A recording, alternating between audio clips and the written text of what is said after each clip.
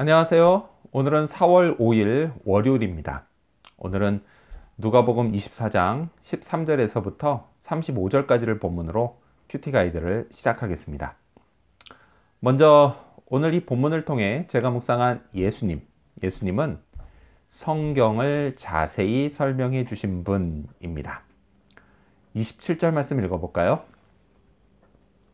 이에 모세와 모든 선지자의 글로 시작하여 모든 성경에 쓴 바 자기에 관한 것을 자세히 설명하시니라. 아멘. 예수님은 엠마오로 가는 두 제자에게 성경을 자세히 설명해 주셨습니다. 자, 이 성경은요, 당연히 구약 성경입니다. 이때까지만 해도요, 신약 성경은 아직 존재하지 않았기 때문입니다. 자, 구약 성경의 내용이 뭐냐고 물어보면요, 다양한 대답들이 나올 겁니다. 근데 그 중에서도요, 가장 핵심적인 것 하나만 꼽자면 그것은 단연 오실 그리스도에 관한 말씀입니다. 자, 주님은요, 제자들에게 이에 관한 설명을 자세히 해주셨던 겁니다. 자, 근데 오늘 저는요, 신약 성경도 가지고 있습니다. 그럼 신약 성경의 내용을 한마디로 말하면 뭐가 될까요? 그것은 오신 그리스도에 관한 말씀입니다. 주님은요, 지금도 2000년 전과 마찬가지로 제자들에게 성경을 자세히 설명해 주십니다. 성령을 통해서 말이죠. 자, 이 성령을 통한 설명, 이걸 듣기 위해서는요, 반드시 믿음이 필요합니다. 사람들이 성경에 기록된 글자를 똑같이 읽어도요, 믿음의 유무에 따라서 느껴지는 게 얼마든지 다를 수 있습니다. 그래서 성경을 읽을 땐 반드시 믿음이 필요합니다.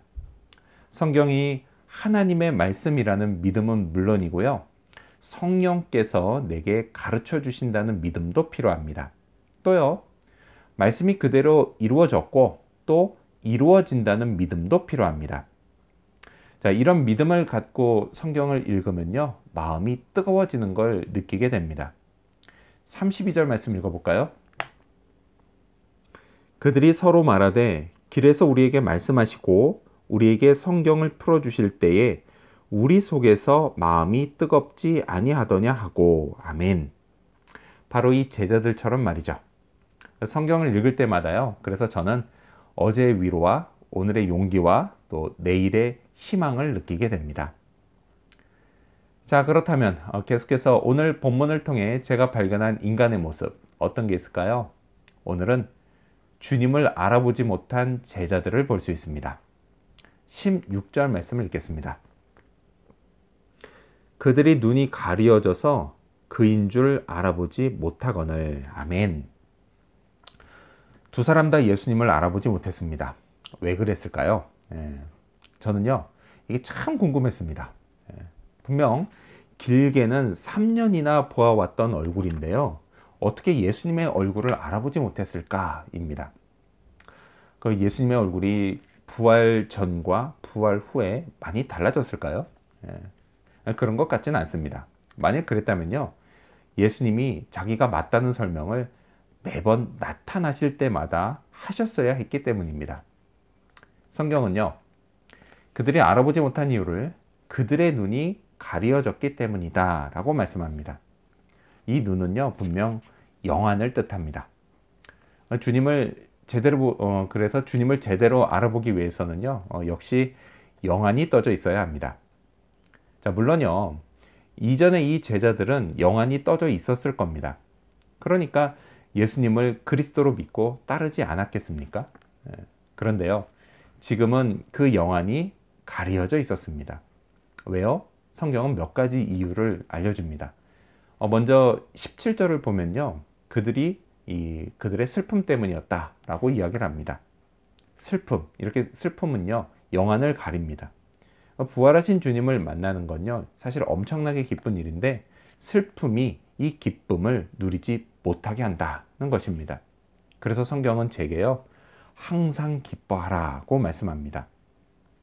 자, 또요, 그 이유를 보니까 25절에 주님이 하신 말씀에 그걸 보고 알 수 있는데요, 그들이 미련하고 믿음이 약했기 때문이다 라고 말씀을 합니다.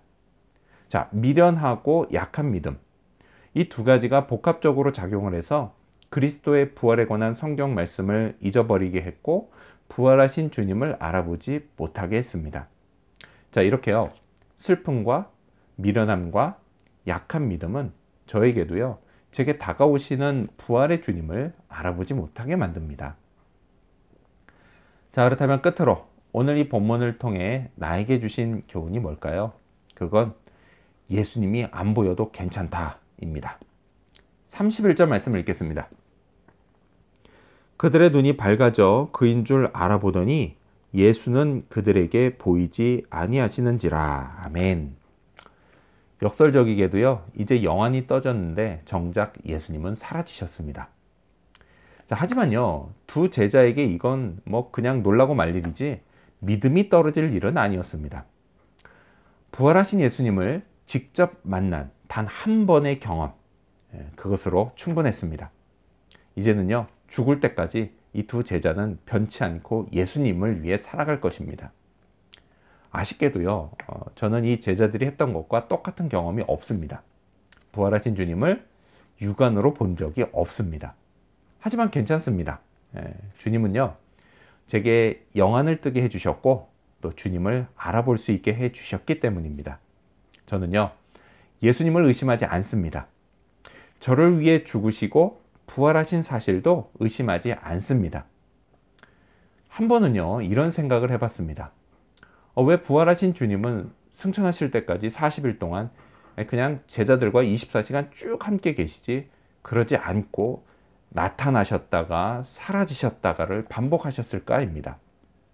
아무리 생각해도요. 답은 하나입니다. 그건요. 주님이 믿음을 요구하셨다는 것입니다. 안 보여도 믿겠느냐 이거였죠. 믿으면 당신이 보이지 않아도 상관없다는 것이었습니다. 주님은요. 똑같은 요구를 오늘 제게도 하십니다. 이 주님의 요구에 저는 항상 예 라고 답합니다. 주님의 존재하심 그리고 저를 향한 사랑과 계획 이건요. 제가 어떤 상황에 있든지 또 제가 어떤 느낌이 들든지 그것과 상관없이 언제나 변함이 없습니다. 마지막 날에요. 저는 주님을 선명히 보게 될 것입니다. 그래서 그날을 기다리면서 오늘도 믿음으로 살아가는 그런 하루가 되기를 소망합니다. 기도하겠습니다. 성경을 자세히 설명해 주신 예수님, 오늘 저에게 성령으로 똑같이 성경을 자세히 설명해 주십니다.